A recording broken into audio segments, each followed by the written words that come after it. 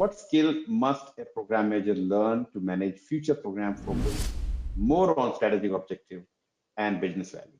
For a program manager to manage future program focus, you know, I mean, the idea is although we're not portfolio managers that deliver on a specific strategy, I think we still have to have our focus on the strategic objectives. We may parse them out into smaller strategic objectives, but the whole key is that it really generates better measurements for performance, better, you know, I think ultimately you have to be able to measure. There's got to be a way to discover the metrics and the right metrics, not just any metric.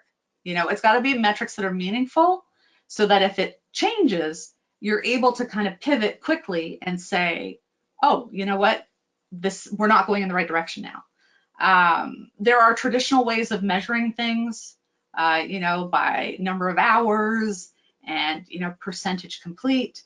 But ultimately, I think, you know, better metrics, like in a post-pandemic world, given virtual teams and all the work and the leveraging of technology, some of the traditional measurements I don't think are valid anymore.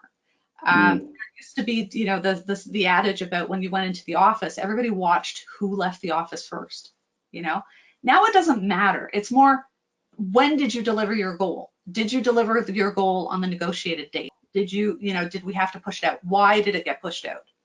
Were you able to anticipate why it got pushed out? So there's metrics, a different way of thinking about things to focus on strategic objectives and business value for the future. I think, well, in Canada, I don't know how far along we are. I mean, you know, it's one of those things that you can be aware of it and you try to bring it to your program.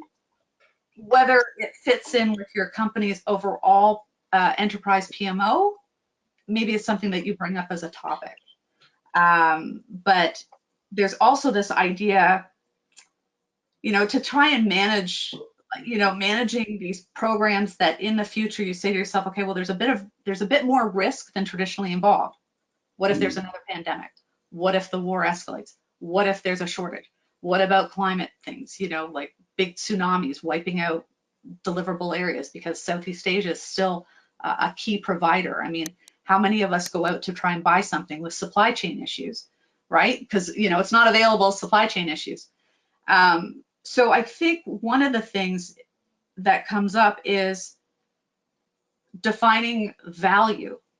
Like at every time in your program, you have to be proving to your customer or whoever that you're providing value. So once again, kind of going back to the measurements, when you think about what your exit criteria are for a sprint or your exit criteria are for a phase gate, it's what is the value of that criteria? Does that value help you anticipate what's going to come next? Or is it stuck in the tradition so that if something happens, you can't pivot fast enough?